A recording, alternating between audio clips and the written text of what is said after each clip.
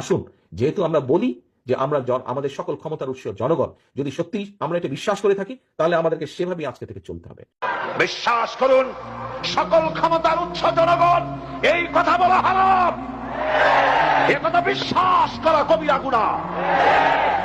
সকল ক্ষমতার উৎস জনগণ, এই কথা আপনাদের বলে ওই সব ধুরন্ধর রাজনীতিবিদরা আপনাদের ভোট নেওয়ার জন্য আপনাদেরকে বাম দিয়া ডানলপ টায়ার বানায়।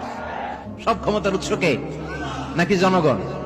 আমরা কিন্তু এটাই শিখি, এদেশে আমাদেরকে রাষ্ট্রীয় ভাবে শিখানো হয়, এটা রাষ্ট্রীয় কুফরি। সকল ক্ষমতার উৎস জনগণ নয়, সকল ক্ষমতার উৎসকে, উনি ক্ষমতার উৎস, তিনি ক্ষমতাশীল, মহা ক্ষমতাধর। সারা দেশে যারা এই বিশ্বাসে আছেন ক্ষমতার উৎস জনগণ, আপনার নামাজ, রোজা, হজ, দান, সাদগা সব মাঠে মারা যাচ্ছে। যারা বিশ্বাস করেন ক্ষমতার উৎস জনগণ, তারা এই বিশ্বাস থেকে বেরিয়ে আসেন, নয়তো আপনি মুশরিক হয়ে মারা যাচ্ছেন।